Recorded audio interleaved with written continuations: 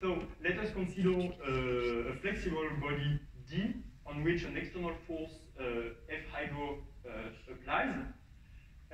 We assume that the body is fixed on a structure through a load cell, so which is represented as a spring, and the load cell applies a force which is equal to the opposite of the measured force on the body. So the conservation of momentum states that the sum of the hydrodynamic force is equal to the volumic integral of the density multiplied by the local accelerations. So on the upper section, we had 6 accelerometers which were placed here. So this is a top view of the section. And on the right, you can see the different signals that are recorded during hammer test. So the black curves correspond to the force measured by the impact hammer. So this corresponds to the hydrodynamic force. The blue curve, which is oscillatory, corresponds to the force measured by the load cell, which is located at the center of the section. And the different dashed lines correspond to acceleration signals. So when we have a hammer impact, all the terms of this equation are known. So the only unknowns are the alpha I coefficients, and I identified the alpha I coefficients by carrying out least square minimization of this quantity.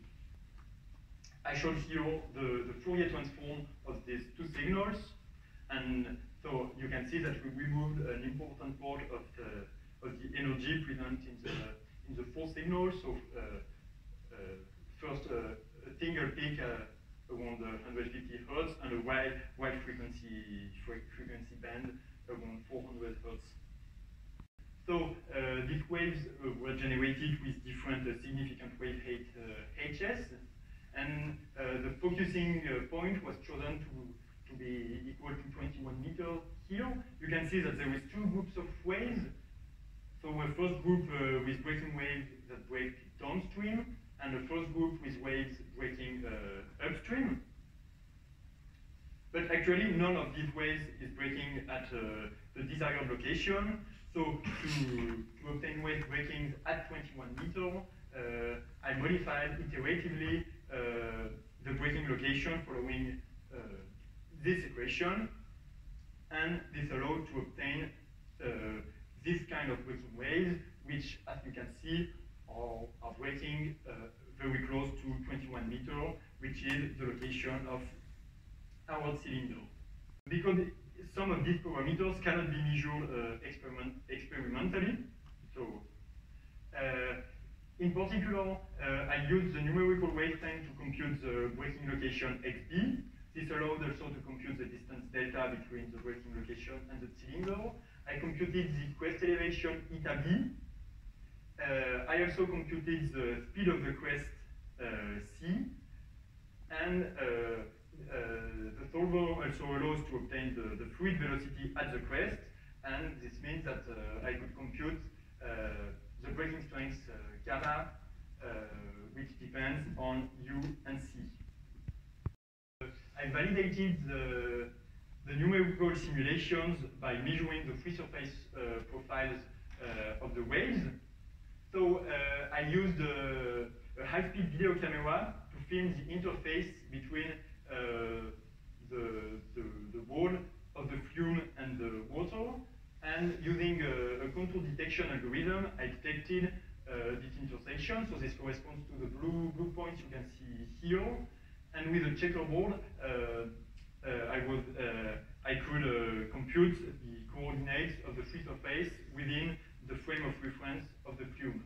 So on the upper right of this slide, you can see the measured free surface at different instants. So the different colors correspond to different repeats of the same experiment, but they mainly overlap. So which is the reason why you only see the green dots, and so which means that we are quite repeatable.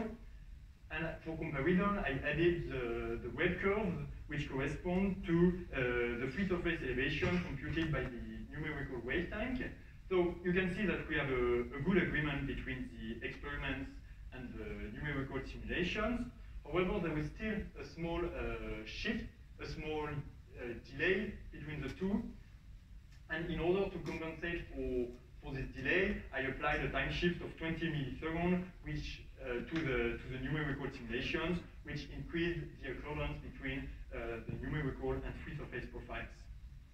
At the instant at which the force is maximum, and the picture behind was also taken at the instant of the maximum force for a delta value very close to 2.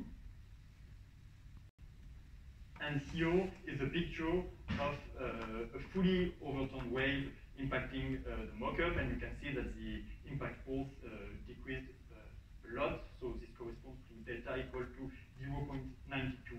So one thing you should remember from this slide is that to investigate the force generated by a single breaking wave, you should investigate different values of delta, because this strongly influences the impact force. So you can see that for this wave, there is no value of delta that induces an impulsive force increase. Impulsive force increases start to appear for gamma equal to 1.3, and in the other graph you can see that the higher the value of gamma is, the more important the force increase is. In the following of this presentation, I will focus on the maximum impact force measured during a braking event. So this corresponds to the red dots you can see here. We obtain a maximum impact force which occurs for a value of delta around 6% of the characteristic wavelength.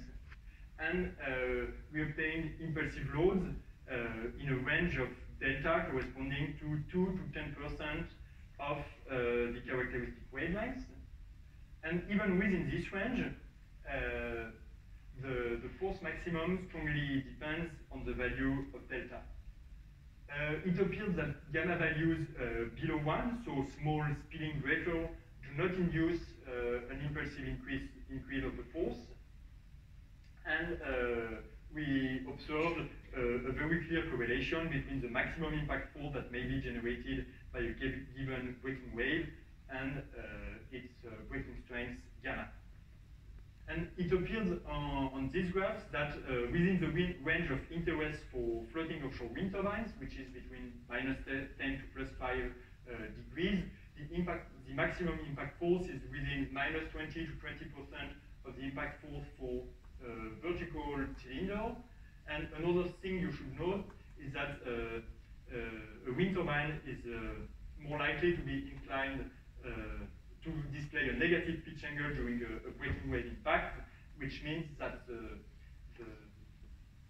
the impact force will be smaller than the impact force obtained for a vertical cylinder.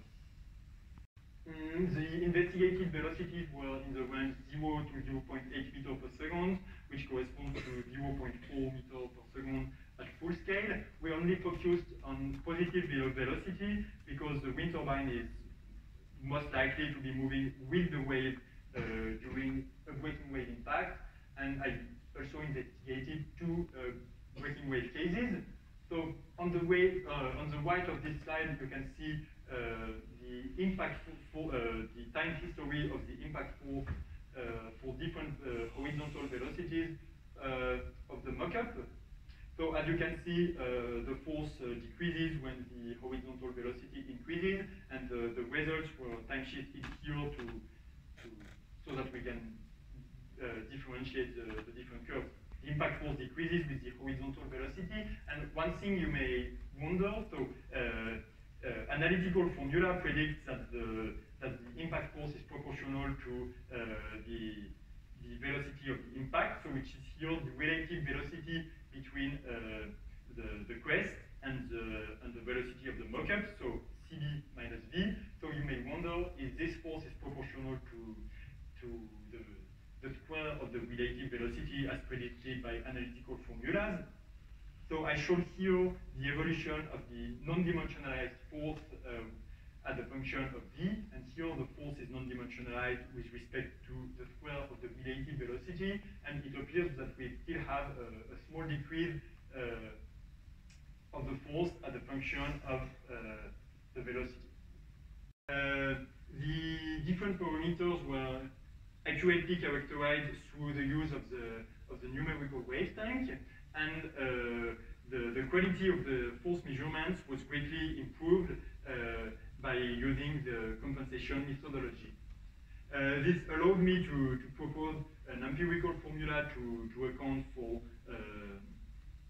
the parameters delta and gamma, and this formula may be used to compute the force acting on an offshore wind turbine.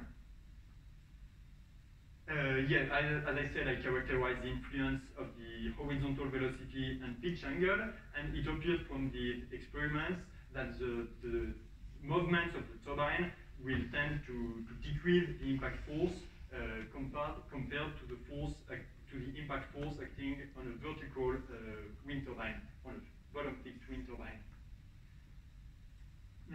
I listed here my other contributions to the impact project. So even though I did not present it here, I contributed to the development of a linear equivalent to the breaking threshold of Barthelemy et al. So the parameter B equal to U over T. The experimental and numerical data were also used to develop improved analytical formulations for impact forces, and the numerical data were also used to initialize high fidelity computation of wave impacts.